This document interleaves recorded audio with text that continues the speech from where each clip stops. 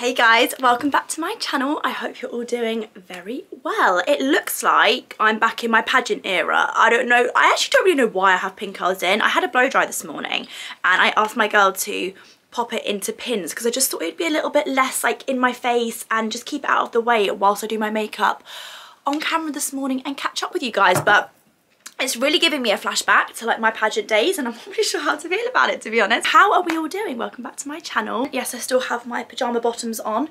It's a Monday today and I'm actually hoping that I may potentially be able to get this video up tonight. Basically, I thought I would just sit down today and have a really nice catch up with you all. I genuinely think it's been months and months and months and months since we've done something like this. I honestly don't remember the last time I just sat down on camera and we just caught up and I answered your guys' questions. Sometimes I feel like I don't get the opportunity in my vlogs to really just like talk about things that you guys might want to know about or catch up on. I'm gonna do my makeup. I don't think it's gonna take me that long to do my makeup, so I might carry on talking once my makeup's done, depending on how many questions I'm gonna answer. I don't really have a plan for today's video, and also something that is really upsetting me at the minute.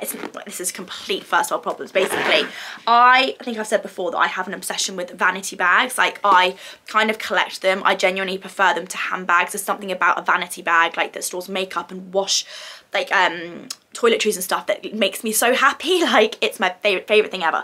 So I don't know why, but like obviously because I collect them, my makeup is now split across 3 bags, and across these 3 bags is something that I need in each one, and it's so impractical, and I really genuinely need to have a huge sort out. If you hear a lot of rummaging through this video, it's because quite frankly I don't know where any of my makeup is because it's across 3 bags. I also don't know why I think this is a good place to sit down and film videos, because the lighting is absolutely shocking. Like, I literally have one of those, what's it called, like a fan light, basically a window that's like on a slant. So basically the light is just coming down from above me, like the heavens have opened. A lot of the questions that I got in my Q&A box that I put up last night were all about my brows and lashes, but I feel like I can't really talk about them much more. I actually sent a picture that I was going to put on my story last night to Zoe, and she was like, Molly, like you actually can't keep talking about it anymore. Like, it's getting a little bit boring. Like, I think people get the message that like you had a transformation with your brows and that you're really happy with it. But I mean, I actually cannot believe that this is my brows and this is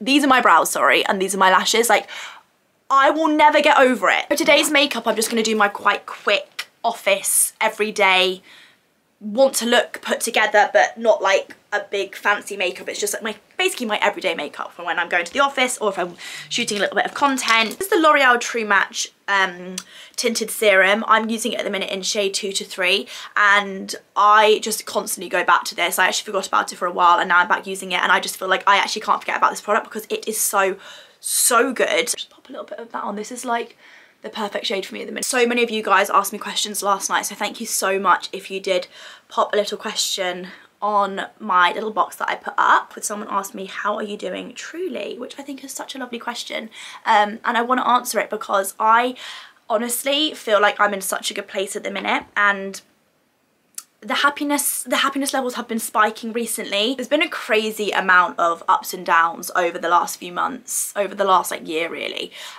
but currently right now as we speak I am feeling really happy, and just like glimmers of like my true old self like coming back. And yeah, I don't know, I mean, I always do have this really bad silly little fear though that like when things are really good, I say this all the time, when things are like really good, I get like so anxious that like it means that something bad's around the corner. I'm having this good moment because something bad's about to happen, so like, you know, like sometimes people say like you're meant to have your fair share of good and bad, so I'm like, if things have been good for too long, I'm like, it must mean that like I'm about to get my fair share of bad, which is such a horrible mindset to have. I hate that. Like, I don't know why like when things are good I can't just be like enjoy it and just be like, oh my god, like this is great, like this is gonna carry on. Because also the more I think about negative things being around the corner, you're probably manifesting that and like actually bringing it on to yourself. So such a long-winded answer to a really simple question, but right now I am really good. Yeah, thank you to that person who asked. I had a lot of questions asking me that, so I just thought because I am feeling so good I really wanted to just say that I'm in a really good place at the minute. Concealer I'm going to use is the Natasha Denona concealer.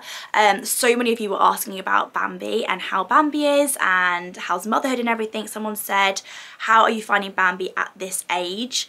And I want to answer this question because I feel like at the minute I'm in like a bit of a motherhood bubble, and I can't really, like, I can't actually really put into words how much I am enjoying motherhood at the minute and this age. So Bambi has just turned 2, and I feel like motherhood right now is everything. Like if I could have dreamt about motherhood and visioned it for me, like this, what I'm living in right now with Bambi, this stage is exactly like what I would have pictured it to look like. She's honestly at the minute like my little best friend, like my little sidekick. Like I can't, being able to communicate with her and to chat to her and to like ask her what she wants to do today and she can tell me, or like ask her what she wants to eat and she can tell me, like it is so game changing. It's like you've gone from taking care of this little person that you have absolutely no idea their wants and needs, like they can't communicate with you, they can't even tell you like how they're feeling or if they're crying, like why they're crying, and now like you've got this little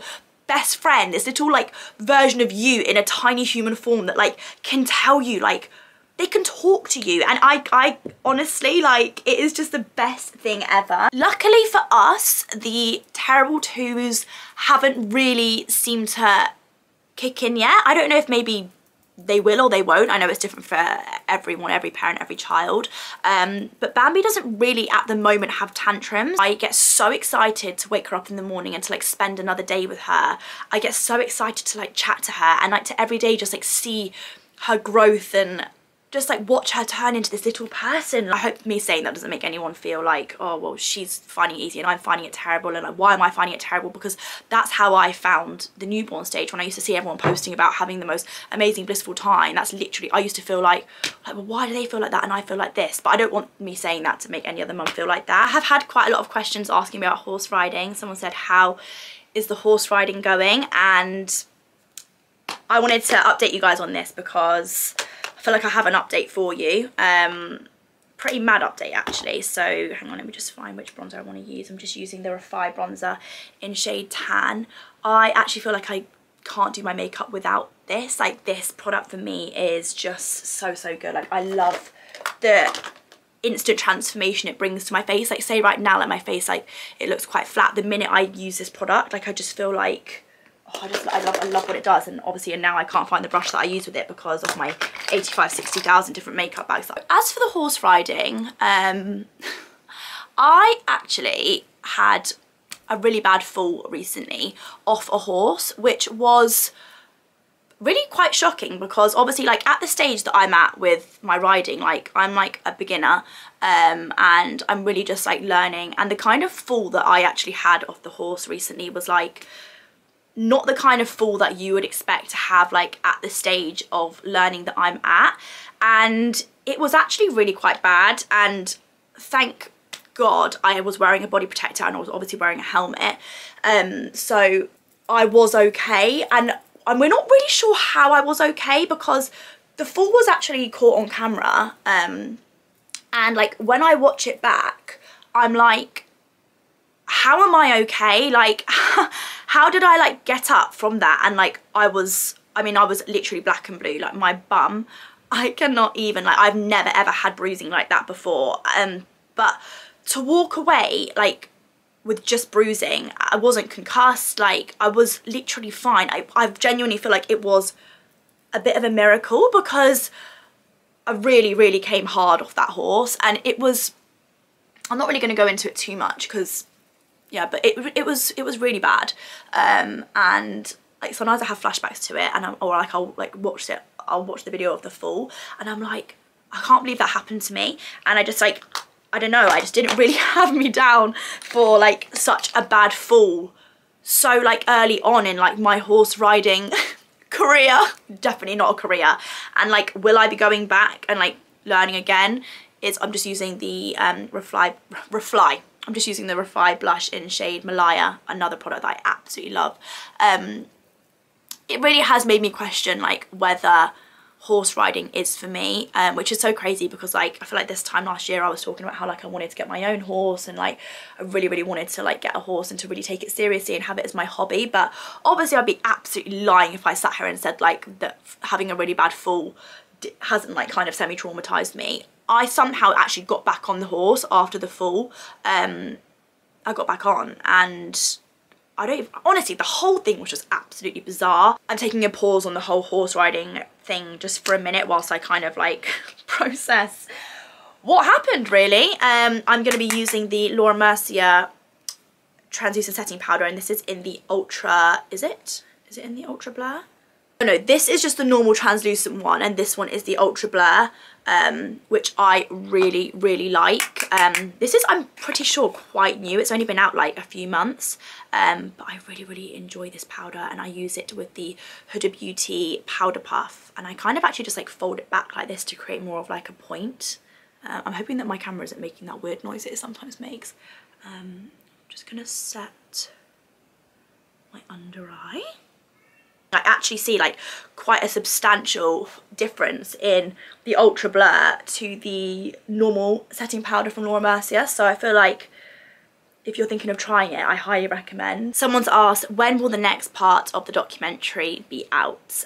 Lots and lots of documentary questions. I've also had a lot of questions asking about a season 2, and will that be coming, and like what's happening with it, and just like for a little update really. So I'll be giving you one of those just now once I find my bronzer in one of these 8,000 flipping makeup bags. So the documentary, I am pretty sure that episodes 4, 5 and 6, which we are actually still filming, they are due to be out in May.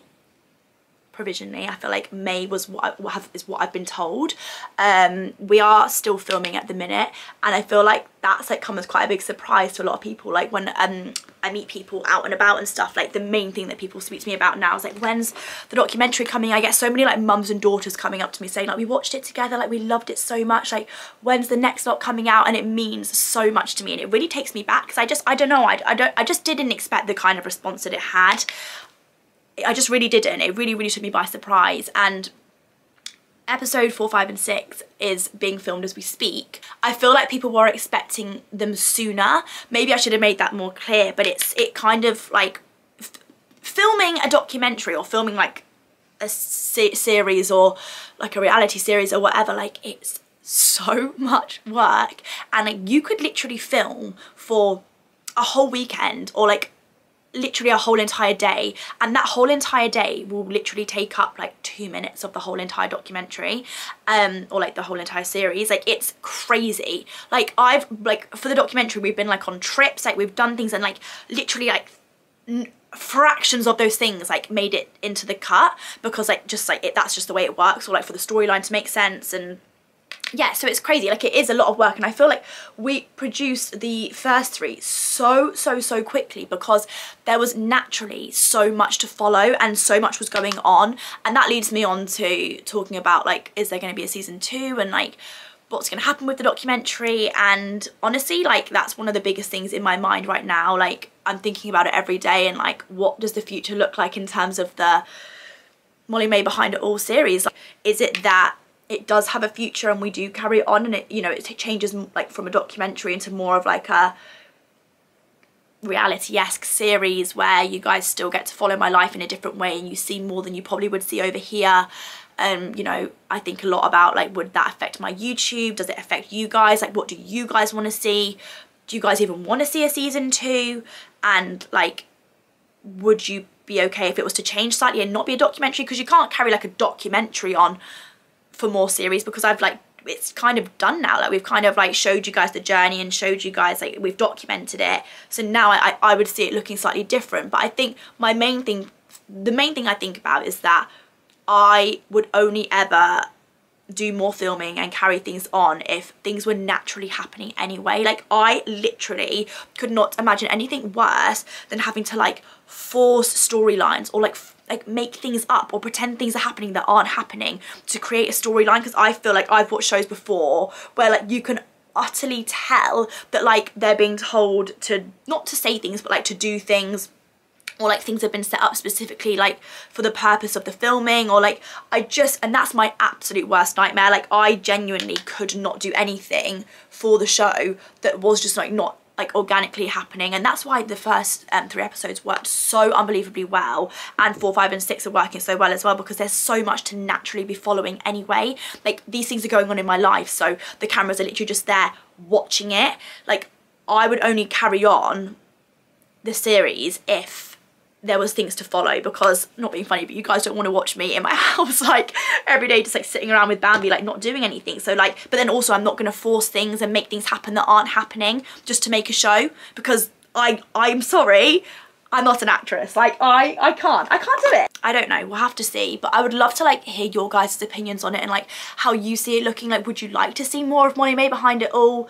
Like what would you like to see basically? And obviously my most important, like one of my most important things is that like it doesn't affect my YouTube channel, and that like I will always have my family over here, because without this over here and without you guys, the documentary wouldn't have happened anyway. Oh, I need a sip of coffee, I've spoken so much. Some of you may or may not know, March is actually Endometriosis Awareness Month, and I've been getting loads of questions, literally so, I'd say like my endometriosis is one of like the most frequently talked about things in my DMs. I get so many DMs from so many of you like every day, like asking me about my endometriosis, asking me to speak about it more, and I actually hate that I feel like I don't talk about it anywhere near as much as I actually would like to. And the reason why I don't talk about it is because I know how much of like an incredibly sensitive topic it is. I think the statistic is that 1 in 10 girls will suffer with endometriosis, and I feel like sometimes, to be completely honest, like I get a little bit scared to talk about it, because I am really worried about saying the wrong thing or offending anybody or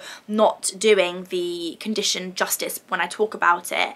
And actually when I opened up about it a few years ago and really like sort of delved into my story and stuff, like I remember getting quite a bit of, I mean, it's nothing that I'm not used to, but I remember getting quite a bit of backlash from people saying like, you're not explaining this right, or like you're not like, I mean, I remember people were trying to say that I was making endometriosis a trend. I'll never forget that, because it really took me back, and it really like made me feel like, oh, I don't know if I can talk about this, because like, I feel like obviously people get really like sensitive about it, which I completely understand, because there's not enough awareness around it. It isn't spoken about enough, and I hate that maybe I'm contributing to the fact that it isn't spoken about enough because I'm too scared to talk about it. And another reason why I sometimes don't talk about it is because I actually feel like I don't suffer with it anymore, and sometimes I don't want to like come on here and say that, because I know like for girls that are suffering with it, they're probably like, great, like now someone that I feel like I could relate to with it like isn't even going through it anymore. But also I feel like hopefully it gives a little bit of hope that some people, like there is like a light at the end of the tunnel for endometriosis, and like it can, I know it's incurable, but like it can get so much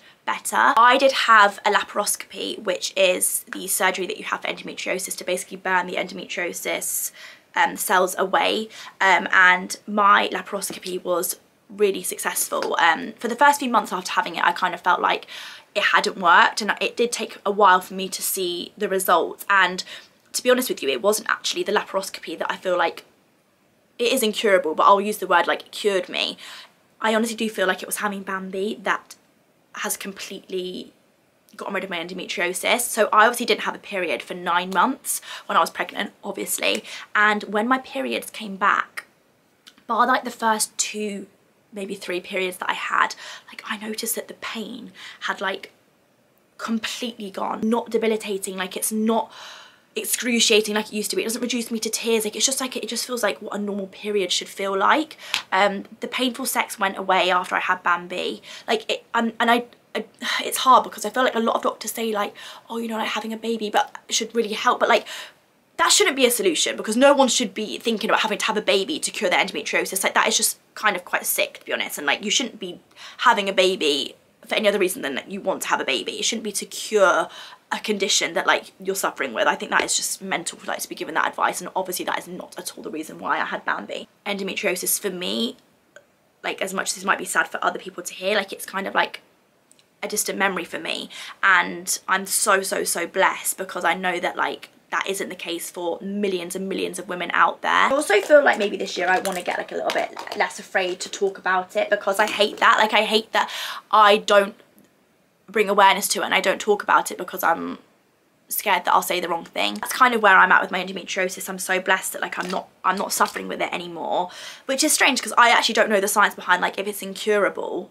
then, because I mean again, like I don't want to say the wrong thing, but like if it's incurable, then like, but I'm okay now, and like the cell, I honestly don't know how it works, but like I genuinely don't feel like I have it at all anymore. So does that mean that well, people maybe say like you didn't have it in the first place then if you're like you're fine now? Like I don't know because when I had the laparoscopy, like there was endometriosis, like it was everywhere. If you can see what looks like sleep or like something hanging out of the corner of my eye, when you lash serum so hard that you start to get lashes growing in the inner corner of your eyes, that's what you're seeing there.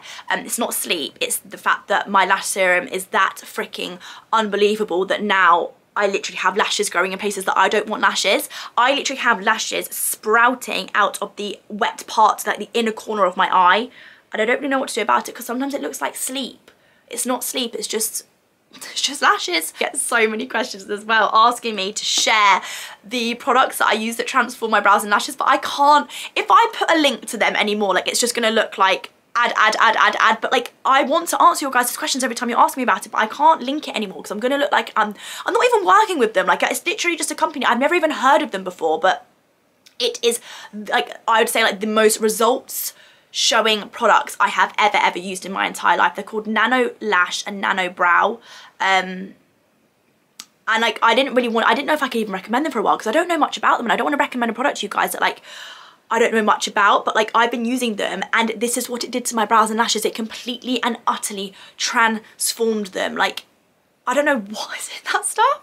I don't know what is in it, but yeah, I'll link them down below just in case anyone wants to shop them. I'm just gonna pop some lip liner on. This is MAC in shade Whirl. I don't really know if I want to put mascara on today just because I only had my LVL yesterday and I don't want to, they say like not to get them wet. I mean, I have actually already got them wet this morning, but I don't really particularly want to like rub the mascara off later.